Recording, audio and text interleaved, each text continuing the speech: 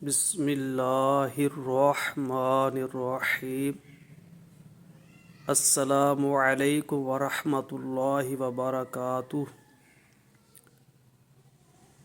آج کا ہمارا جو سبق ہے وہ ہے اجتماعی ساکنین کے متعلق۔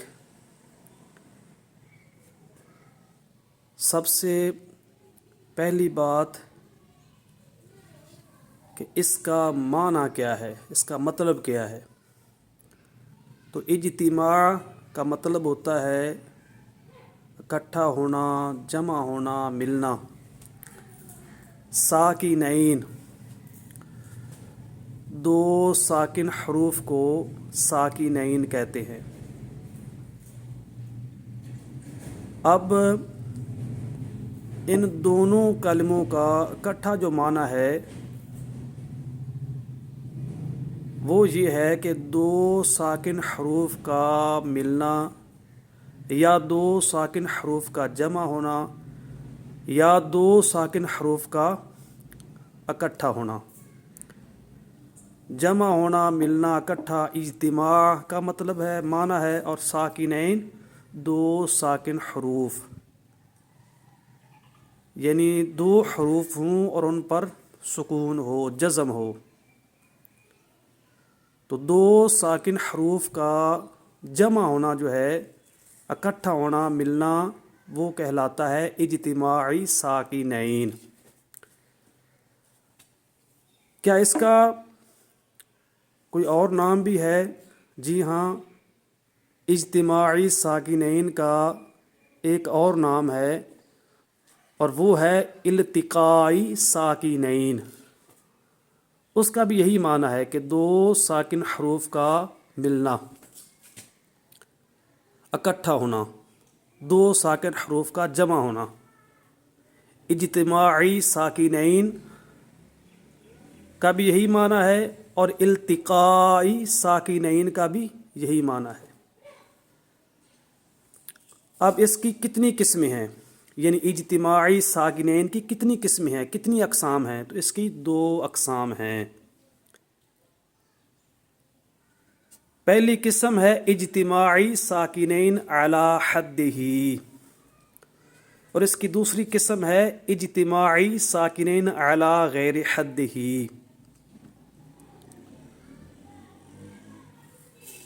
وہ جو دو ساکن حروف ہیں یا تو ایک ہی کلمہ میں جمع ہوں گے یا دو مختلف کلموں میں جمع ہوں گے۔ اگر دو ساکن حروف ایک ہی کلمہ میں جمع ہوں تو اس کو کہتے ہیں اجتماعی ساکنین علی حدہ، اجتماعی ساکنین علی حدہ۔ اس کا کیا معنی بنا، کیا مطلب؟ جب دو ساکن حروف ایک ہی کلمہ میں جمع ہوں تو اس کو اجتماعی ساکنین علی حدہ کہتے ہیں۔ جب دو ساکن حروف ایک کلمہ میں جمع نہ ہوں، پہلا ساکن پہلے کلمہ کے آخر میں ہو اور دوسرا ساکن دوسرے کلمہ کے شروع میں ہو، تو اس کو کہتے ہیں اجتماعی ساکنین علی غیر حدہ۔ تو اس کی وجہ تسمیہ بھی یہی ہے کہ دو ساکن حروف یا تو ایک ہی کلمہ میں جمع ہوں گے تو پہلی صورت جس کو اجتماعی ساکنین علی حدہ کہتے ہیں، یا دو مختلف کلموں میں وہ دو ساکن حروف جمع ہوں گے تو اس وقت اس کو کہیں گے اجتماعی ساکنین علی غیر حدہ۔ اجتماعی ساکنین کا مطلب اوپر ہم پڑھ چکے ہیں کہ دو ساکن حروف کا جمع ہونا، دو ساکن حروف کا اکٹھا ہونا یا دو ساکن حروف کا ملنا۔ علی حدہ کا مطلب یہ ہے کہ اپنی حد میں ہوں، یعنی ایک ہی کلمے میں ہوں۔ اور اجتماعی ساکنین علی غیر حدہ، اس کا مطلب بھی ہم پڑھ چکے کہ دو ساکن حروف کا جمع ہونا یا دو ساکن حروف کا ملنا یا دو ساکن حروف کا اکٹھا ہونا۔ علی غیر حدہ یعنی جو اپنی حد میں نہ ہوں، دو مختلف کلموں میں چلے جائیں، ایک کلمے میں وہ دو ساکن حروف جمع نہ ہوں۔ ایک حد ہوتی ہے نا، مثال کے طور پر ملک ہے، پاکستان ہے، تو اس کی حد ہے کہ پاکستان جو ہے اس کی حدود یہاں سے یہاں تک ہے، اگر اس کے اندر اندر رہیں گے تو وہ اعلیٰ حد ہی ہے، اپنی حد میں ہے، اپنی حدود میں ہے. لیکن اگر پاکستان کی حد سے باہر نکل جائیں گے تو وہ اعلیٰ غیر حد ہی بن جائے گی، وہ اپنی حد میں نہیں رہے بلکہ دوسرے کی حد میں چلے گئے. تو یہ دو صورتیں آپ نے یاد رکھنی ہیں. اب ان دونوں کا حکم کیا ہے؟ تو اجتماعی ساکنین علی حد ہی، یعنی جب دونوں جو ساکن حروف ہیں ایک ہی کلمہ میں جمع ہوں تو ان کا حکم یہ ہے کہ دونوں ساکنوں کو برقرار رکھتے ہوئے، دونوں ساکنوں کو باقی رکھتے ہوئے پڑھنا جائز ہے. ان کو پڑھیں گے اور ایسا کرنا جائز ہے. دونوں ساکن باقی رہیں گے، برقرار رہیں گے، اور دونوں کو پڑھنا جو ہے درست ہے، جائز ہے. ایسا کیا جائے، پڑھا جائے ان دونوں کو. ٹھیک ہے، اس میں کسی قسم کی کوئی قباحت نہیں ہے، کسی قسم کی کوئی ممانعت نہیں ہے. باقی رکھیں گے، برقرار رکھیں گے، اور ایسا کرنا درست ہے، جائز ہے. اور اس کی جو ہے تعریف اور حکم کہ دونوں ساکن جب دو مختلف کلموں میں جمع ہوں تو اس صورت میں ان دونوں کو باقی رکھنا، دونوں کو برقرار رکھنا ناجائز ہے. ان کو دونوں کو باقی رکھتے ہوئے، ان دونوں کو برقرار رکھتے ہوئے پڑھنا منع ہے، ناجائز ہے، درست نہیں ہے. دونوں باقی نہیں رہیں گے، دونوں برقرار جو ہے ساکن حروف برقرار نہیں رکھیں گے، ان دونوں کو نہیں پڑھیں گے.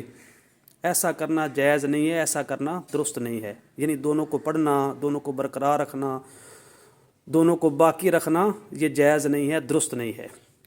تو یہ فرق ہے ان دونوں کے حکم میں.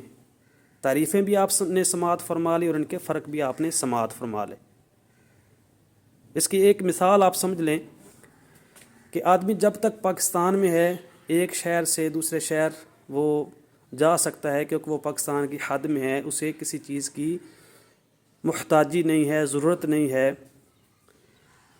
لیکن جب ایک ملک سے دوسرے ملک جانا ہے، پاکستان کی حدود کو چھوڑ کر دوسرے ملک کی حدود میں جانا ہے تو پاسپورٹ کی ضرورت ہے، ویزے کی ضرورت ہے، اجازت کی ضرورت ہے. تو اس وقت محتاجی ہے پاسپورٹ کی، ویزے کی، اجازت کی. تو یہی چیز آپ سمجھیں، جب تک دو ساکن حروف اپنی حد میں رہیں گے، ایک ہی کلمے میں رہیں گے تو وہ پڑھے جا سکتے ہیں، برقرار رہیں گے، باقی رہیں گے، جائز ہے. لیکن جب دو ساکن حروف دو مختلف کلموں میں ہوں گے تو اب پڑھنے کے لیے ان کو محتاجی ہے کسی نہ کسی تبدیلی کی، اس میں کوئی تبدیلی کی جائے، اس میں کوئی تغیر پیدا کیا جائے. جس طرح دوسرے ملک میں جانے کے لیے پاکستانی کو پاسپورٹ اور اسی طرح ویزے کی ضرورت ہوتی ہے، اجازت کی ضرورت ہوتی ہے، اسی طرح جب دو ساکن حروف دو مختلف کلموں میں جمع ہوں تو اس وقت ان دونوں کو ضرورت ہے کسی تبدیلی کی، تغیر کی. دوسرا ساکن اسی طرح باقی رہے گا، پہلا ساکن جو ہے اس میں کوئی نہ کوئی تبدیلی، کوئی نہ کوئی تغیر پیدا کرنا یہ مجبوری بن جائے گی تاکہ پڑھا جا سکے دوسرے ساکن کو. تو یہ ان دونوں میں فرق ہے، ان کی تعریفوں میں اور ان کے حکموں میں. تو جب بھی آپ کوئی ایسا کلمہ پڑھنا چاہتے ہیں جس میں دو ساکن ہیں تو آپ دیکھیں گے کہ وہ دو ساکن ایک کلمہ میں ہیں یا دو کلمہ میں. اگر ایک کلمہ میں موجود ہو تو ان کو پڑھیں گے، ان کو باقی رکھیں گے، ان کا برقرار رکھنا جو ہے جائز ہے. لیکن اگر مختلف کلموں میں دو ساکن جمع ہیں تو اب ان کو پڑھنا جو ہے جائز نہیں ہے، ان کو باقی رکھنا جائز نہیں ہے، بلکہ پہلے ساکن میں کوئی نہ کوئی تبدیلی کرنی جو ہے وہ ضروری ہے. اور قرآن پاک میں کئی جگہوں پر آپ کو ملے گی کہ وہ تبدیلی ہو چکی ہے، کیونکہ پڑھنے کے لیے وہ تبدیلی کرنی تھی، وہ تغیر پیدا کرنا تھا، وہ تبدیلی آنی تھی، اس لیے وہ تبدیلی کر دی گئی. لیکن وہاں جو ہے جو علم تجوید رکھتا ہے وہ جان لیتا ہے کہ اصل میں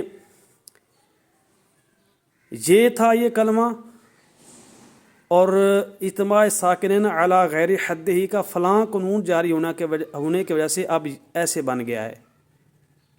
یعنی اگر تو اس پر قاعدہ جاری نہیں ہوا تو یہ قاعدہ جاری کر کے اس کو بدلیں گے.